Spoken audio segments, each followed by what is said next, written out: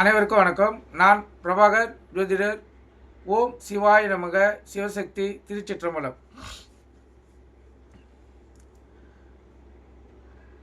இப்போ நான் என்ன சொல்ல போகிறேன்னா, இன்றைய நாளுடைய நிலைப்பாடம் ராசி பலன் தான் சொல்ல போகிறேன். நீங்கள் கருத்து கொண்டு நீங்கள் பயன்பெறுங்க. விஸ்வாசி ஆடி 1 வியாழக்கிழமை, ஆங்கில வருடம் ஜூலை 17, 2025. இன்று சமநோக்கு நாள்.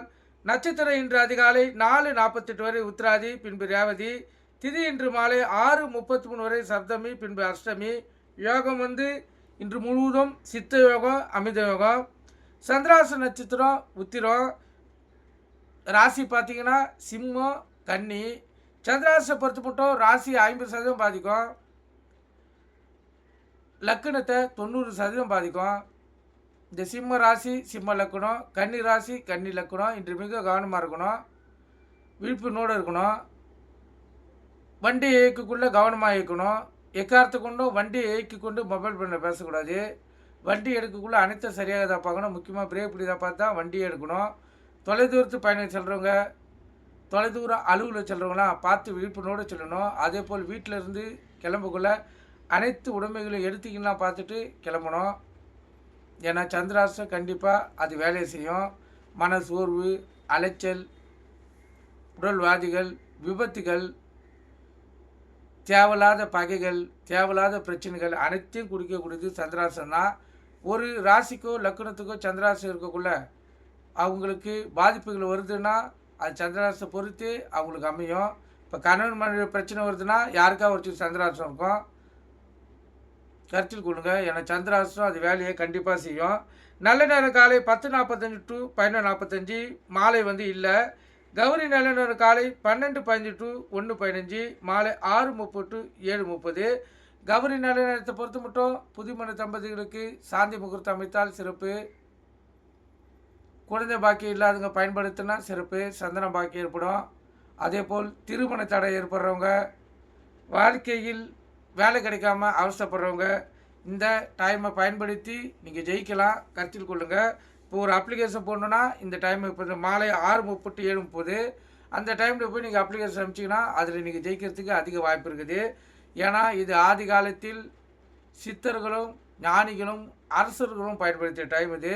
இந்த டைமில் போர் தொடுத்து தான் அவங்க ஜெயிச்சிருக்காங்க, ஓரையை பயன்படுத்தி. கருத்தில் கொள்ளுங்கள்.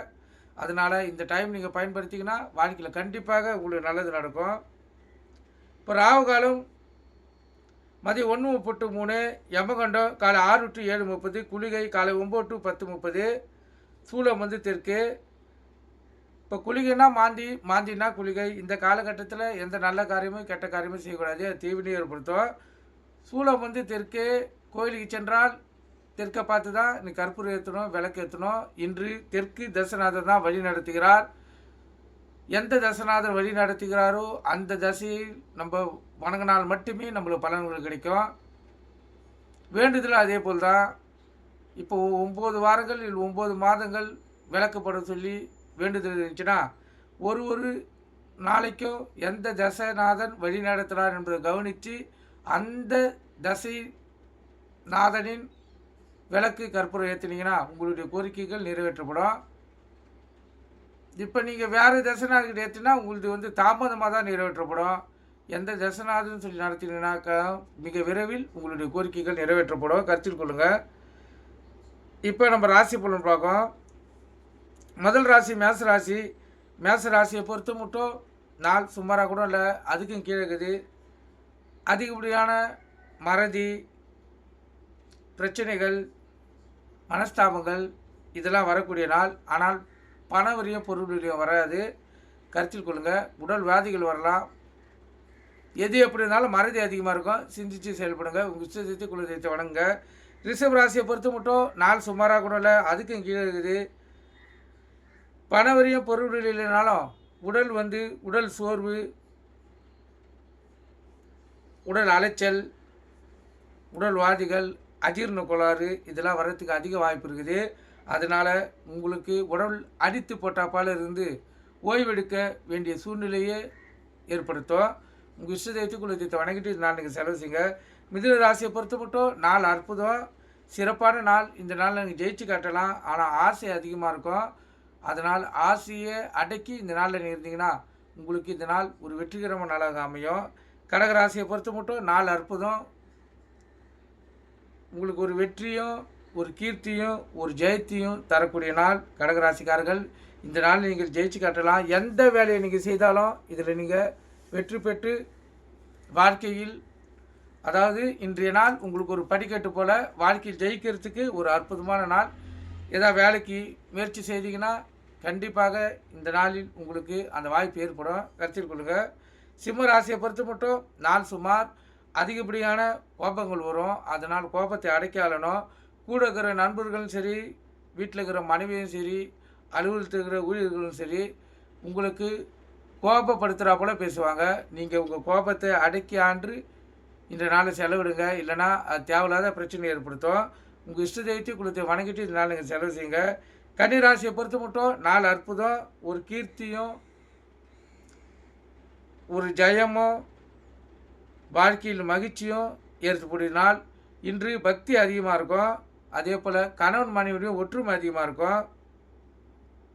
அலுவலகத்திலையும் மதிப்பு மரியாதை உயரும். மேலதிகாரிகிட்ட மதிப்பும், அதாவது பரிசும் பாராட்டுகளும் பெறுக. அற்புதமான நாள் கன்னிராசிக்காரர்களுக்கு. துலா ராசியை பொறுத்த மட்டும் நாள் சுமாராக கூட இல்லை, அதுக்கும் கீழே இருக்குது. தொட்டதெல்லாம் விரயம் ஆகக்கூடிய நாள். நினைத்ததெல்லாம் தடங்கள் ஏற்படுத்தக்கூடிய நாள். அதனால் கவனமாக இருந்து உங்களை தற்காத்து கொள்ளுங்கள். உங்கள் இஷ்ட தெய்வத்தை குலதெய்வத்தை வணங்கிட்டு இந்த நாள் நீங்கள் செலவு செய்யுங்க. விருச்சிக ராசியை பொறுத்த மட்டும் நாள் சுமார் அடுத்தனுடைய பகை ஏற்படக்கூடிய நாள். அதனால் விழிப்புணர்வோடு இருந்து உங்களை காத்துக்கொள்ளுங்க. அதே போல் மன கஷ்டம், பொருள் கஷ்டம், மன சோர்வு, உடல் வாதிகள் ஏற்படும். அதனால் உணவு கட்டுப்பாடு சேவை விருச்சிக ராசிக்காரர்களுக்கு. உங்கள் இஷ்ட தெய்வத்தை குலதெய்வத்தை வணங்கிட்டு இந்த நாள் நீங்கள் செலவு செய்யுங்க. தனுசு ராசியை பொறுத்த மட்டும் நாள் அற்புதம். இரட்டிப்பு லாபம் பெறக்கூடிய நாள். சிறு தொழில் செய்யுங்க. தக்காளி, வெங்காயம், பூண்டு, காய்கறிகள், கீரை வகைகள், பழ வகைகள் விற்கிறவங்களா இன்று இரட்டிப்பு லாபத்தை பார்க்கலாம். அற்புதமான நாள் தனுசு ராசிக்காரர்களுக்கு. அதே போல் நீங்கள் நினைத்தது நிறைவேறக்கூடிய நாள். எண்ணம் எப்படி நினைக்கிறதோ அந்த ஓட்டத்திலேயே இன்று நாள் ஓடும். அற்புதமான நாள், கருத்தில் கொண்டு நீங்கள் பயன்பெறுங்க. மகர ராசியை பொறுத்த மட்டும் நாள் சிறப்பு. அன்பு அதிகமாக கிடைக்கும். கணவன் மனைவியே ஒற்றுமை கூடும். பிள்ளைகளிடத்திலும் பாசம் அதிகமாக கிடைக்கும். அலுவலகத்திலும் சக ஊழியர்கிட்ட நெருக்கமும் அன்பும் கிடைக்கும். மேல் அதிகாரிகளும் உங்கள் மீது அன்பு செலுத்தி அனுசரணையாக இருப்பாங்க, கருத்தில் கொள்ளுங்கள். மகர ராசிக்கு இன்று அற்புதமான நாள். கும்பராசியை பொறுத்த மட்டும் நாள் அற்புதம். இரட்டிப்பு லாபம் பெறக்கூடிய நாள். சிறு தொழில் செய்யுங்க. தக்காளி, வெங்காயம், பூண்டு, காய்கறி விற்கிறவங்க இன்று இரட்டிப்பு லாபத்தை பார்க்கலாம். அற்புதமான நாள் கும்பராசிக்காரர்களுக்கு. மீன ராசியை பொறுத்த மட்டும் நாள் அற்புதம். இன்று உங்கள் திறமை அனைவருக்கும் வெளிப்படுத்தக்கூடிய நாள். அனைவரும் உங்கள் திறமையை பார்த்து பாராட்டுவாங்க. பரிசு மழையிலும் பாராட்டு மழையிலும் நனையக்கூடிய நாள். அற்புதமான நாள் மீனராசிக்காரர்களுக்கு. நீங்கள் கருத்தில் கொண்டு நீங்கள் பயன்பெறுங்க. இப்போ இந்த சிம்ம ராசிக்கும் கன்னி ராசிக்கும் சந்திராசம் இருக்குது. அதனால் கவனமாக இருங்க. வண்டி வாய்ச்சலுக்குள்ளே கவனமாக செல்லுங்க. எக்காரத்து கொண்டு வண்டி இயக்க கொண்டு மொபைல் பண்ண பேசாதீங்க, கருத்தில் கொள்ளுங்க. ஏன்னா உங்களை தற்காத்து கொள்வது உங்கள் கையில் தான் இருக்குது. சந்திராசம் இருப்பதால் சிந்தனை செதறக்கூடிய வாய்ப்புகள் ஏற்பட்டு விபத்தில் ஏற்படுறதுக்கு வாய்ப்பு ஏற்படும். அதே போல் வீட்டில் இருக்கிற துஷ்ட சக்திகளை விளக்கணுன்னா ஒரு எலுமிச்சை பழத்தை ரெண்டாக கட் பண்ணி அதில் குங்குமம், உங்கள் விருப்பம் குங்குமம் இல்லைன்னா மஞ்சள் ரெண்டுத்தையும் தடவி தலைவாசல்களில் வைங்க.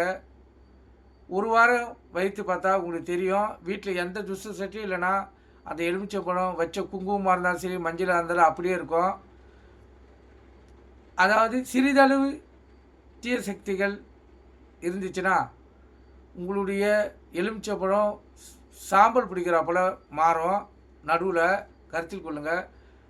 இப்போ அதிகமாக தீய சக்திகள் இருந்து குலதெய்வம் வீட்டில் இல்லைன்னா அந்த எலுமிச்சை பழம் கருப்பாகவே மாறிடும். அதுலேருந்தே தெரிஞ்சுக்கலாம் வீட்டில் தீய சக்தியில் இருக்குது, நம்ம குலதெய்வம் இல்லைன்னு. அப்படி பாதிக்கப்பட்டு இருந்தால் உங்கள் குலதெய்வ கோயிலுக்கு போயிட்டு படையல் போட்டு குடும்பத்தோடு, அது அண்ணன் தம்பி, அக்கா தங்கச்சி, அம்மா அப்பா அனைவரையும் கூட்டி சென்று படையல் போட்டு அங்கேருந்து எலுமிச்சம்பழத்தை வாங்கிட்டு வந்து வீட்டில் வச்சிங்கன்னா குலதெய்வம் உங்கள் கூட வந்துடுச்சா இல்லையான்னு சொல்லி நீங்கள் அறிஞ்சிக்கலாம். ஏன்னா அந்த எலுமிச்சம்பழம் ட்ரை ஆகிடுச்சுன்னா, அதை காஞ்சிடுச்சுன்னா குலதெய்வம் வீட்டுக்கு வந்துடுச்சு அர்த்தம். எலுமிச்சம்பழம் அழுவிச்சுன்னா அது குலதெய்வம் இல்லை, முன்னோர்களுடைய சாபத்தால் குலதெய்வம் வீட்டுக்கு வரலன்னு சொல்லி அர்த்தம். நீங்கள் பயன்படுத்தி வாழ்க்கையில் வெற்றி பெறுங்க. நன்றி, வணக்கம். வாழ்க வளமுடன்.